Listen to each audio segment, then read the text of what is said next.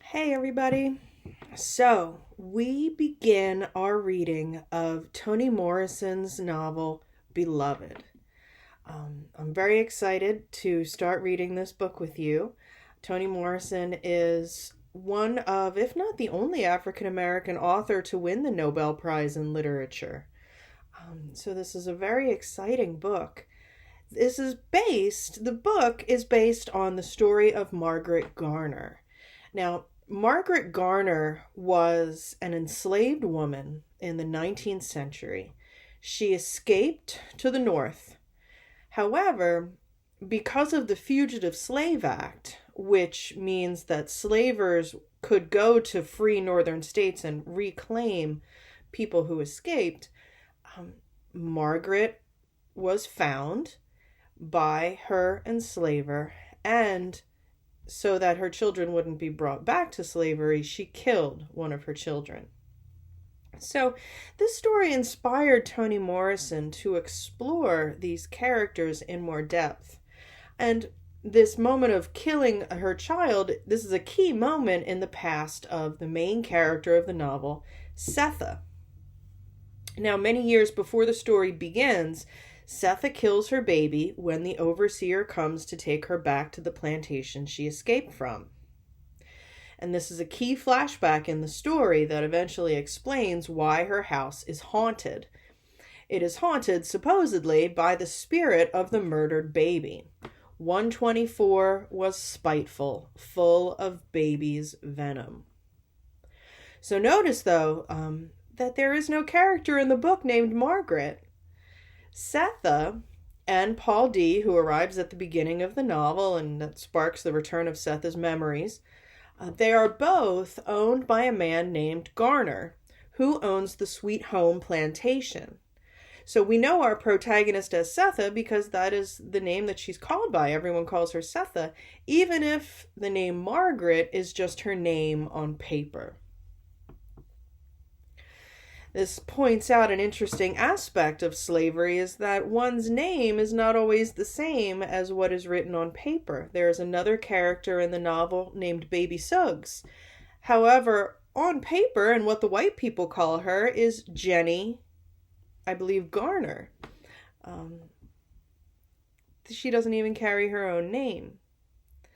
So, in the introduction to the book, in my version of the book, which is Beloved, this orangey cover, Toni Morrison explains what led her to organize the novel the way she did. She wanted to emulate the experience of enslaved people. And so this is an excerpt from the introduction. She writes, "I wanted the reader to be kidnapped, thrown ruthlessly into an alien environment as the first step into a shared experience with the book's population. Just as the characters were snatched from one place to another, from any place to any other, without preparation or defense." So that's Toni Morrison's quote about why she makes the novel the way it is. She really throws you right into the action, and there are many abrupt changes in the narration from past to present to other times, and she wants to kidnap her reader. In another excerpt, she writes, "In trying to make the slave experience intimate, I hope the sense of things being both under control and out of control would be persuasive throughout, that the order and quietude of everyday life would be violently disrupted by the chaos of the needy dead, that the Herculean effort to forget would be threatened by memory desperate to stay alive. To render enslavement as a personal experience, language must get out of the way." And so, many characters in the story, as you'll see, struggle to put their experiences into words. Indeed, traumatic experiences that were terribly scary, where someone's life and integrity was in danger, like those suffered by enslaved people, are often repressed, purposely forgotten. Nobody wants to remember that. And they only reappear in the person's consciousness as intrusive memories that are unbearable, otherwise called flashbacks. Moments when it feels like they are experiencing the trauma all over again. Likewise, a haunting can be a return of the repressed memory, a kind of projection where what was pushed out of consciousness comes back into consciousness with a vengeance. Now, what I want to do in our study of Beloved is look at the novel through the lens of psychology and through the lens of this idea of trauma, because the characters have, I think very clearly, been traumatized, and it affects the way the narrative is structured. So looking at the text through the lens of psychology, there are some terms that I want to make sure that everyone understands. One is the idea of the unconscious. The unconscious was first theorized by Sigmund Freud, who is lauded as the, founder of modern day psychology. And his idea of the unconscious is very basically that our experiences are remembered and they are recorded in our mind, even if we cannot consciously access them. So they're there. Nothing's ever gone from our mind. He also talks about this idea of repression. Now, repression is when we push something out of our consciousness because it's too scary. It's like a traumatic memory that we can't bear to think of. Or it's something that we're really ashamed of. We can repress certain desires that are socially unacceptable. It's the idea of pushing things out of our consciousness. And we see that happening here too. Characters are purposely trying to not think about the past. They're repressing it. However, what happens is that, according to Sigmund Freud, no matter how much these are repressed, they're never gone. They're still there, and they reappear in other ways, sometimes as ghosts. Some more modern theories of psychology, theories of trauma in particular, and that involves the recognition of flashbacks, otherwise called intrusive memories. And we see this happen to Setha on page 72. A flashback is just a very sudden memory, and for the traumatized person, it feels like it's happening again in the present moment. It's that intense. So on page 72 of my book is where Setha is combing Denver's hair, and she pulls some of the hair out of the comb and throws it into the fire. And then there's that smell of burnt hair, and that smell of burning hair triggers a flashback from her childhood when her mother was killed. And so that's one trigger. The first trigger we see actually happens when Paul D arrives. Paul D, Setha recognizes him as she's coming back from behind the house, and suddenly, the whole image of Sweet Home Plantation appears in her mind, sparked by the presence of Paul D. Paul D also has many memories from Sweet Home that are repressed. And that's even mentioned on page 49 of my book, so I'm going to read here briefly.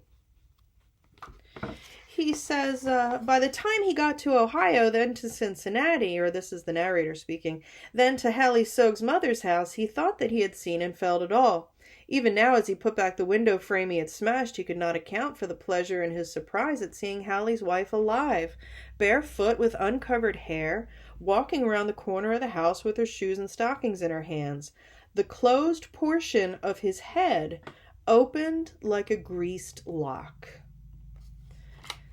So that image of the greased lock just clicking open so quickly is what it's like when these memories start intruding. So as you read, keep an eye out for signs that the house is haunted. And what happens and how do the characters react to it? Then look out for moments when we see memories of either Setha or Paul D come flooding back unexpectedly. And also pay attention to how some topics are still avoided. Some things are repressed. And how some flashbacks, meaning a flashback to the narrative, to an earlier phase of the story that's helping to fill in the present moment. There's two kinds of flashbacks here. How some flashbacks might be incomplete. This leads me to a very interesting contradiction that I see at the center of this novel. And that is that as much as the characters, Setha and Paul D, want to avoid their painful memories, there is also that desire to get the story out, to tell his or her story, and to put all those pieces of the past back together again into something coherent. So, being able to put traumatic events into words, to retell the story, to put it into language, is one way to heal from this trauma. Notice that when Beloved arrives, remember, she appears as a full-grown woman when Paul D, Setha, and Denver are returning from the carnival. She craves stories about Setha's past. So, some things to consider for your first discussion board post. Pay attention to the flashbacks to Sweet Home and how Setha and Paul D know each other. Setha's husband, Hallie, was a good friend to Paul D, and Hallie is the son of Baby Suggs, the owner of the house at 124 Bluestone Road, where Setha and Denver live. Also, are there any clues in the story so far that Beloved, the woman who appears when they return from the carnival, that Beloved is the baby's ghost in the flesh? Notice her request to Setha to tell me your diamonds. That's another way she asks her to tell her more stories, because she craves more knowledge of Setha's past. Like the arrival of Paul D, Setha also, or Beloved, I should say, also causes Setha to look back again at her past, to some things that were very painful to remember. In this module, I also included a copy of an essay by psychologist Martha Stout that's called When I Woke Up Tuesday Morning, It Was Friday. In it, she describes how the brain processes traumatic memories differently than others. She follows with some case studies of different forms of dissociation. This psychological process called dissociation is one way that people who experience trauma survive it. They do so by kind of separating off part of their consciousness from what is occurring to them. So the example that Martha Stout, I should say, of the house with the faulty fuse box, that is an excellent metaphor for what happens to the nervous system when someone has a traumatic disorder. I would say that Setha and Paul D show signs of the disorder that Stout describes. The flashbacks from traumatic moments are so vivid that they seem like they're happening all over again. Also, smells are very closely linked to other memories. So look at the example Stout gives of a woman named Beverly on pages 657 to 658 of the photocopy. Notice the similarities with the episode from Beloved that I mentioned earlier when Setha smells that burning hair. And she experiences a flashback, meaning an intrusive memory, to her childhood of looking through bodies and to see if one of them might be her mother. So, this week we have some reading to do. Read the first 86 pages of Beloved up to the point where it reads, "Nothing better than to start the day's serious work of beating back the past." That's at the end of a chapter. Then read the beginning of that Martha Stout essay, When I Woke Up Tuesday Morning, It Was Friday, because that provides a very good explanation of how trauma is processed by the brain. And then prepare your discussion board post. Also, if if you're watching this video and there's things that you don't recall or don't understand, make sure you go back and read the text and then watch this video again so that you can understand the sections that I'm referring to. So I look forward to reading your thoughts on the discussion board. Make sure that you answer all of the questions in complete sentences and support your ideas with specific references to the reading. And I hope you enjoy this reading as much as I do.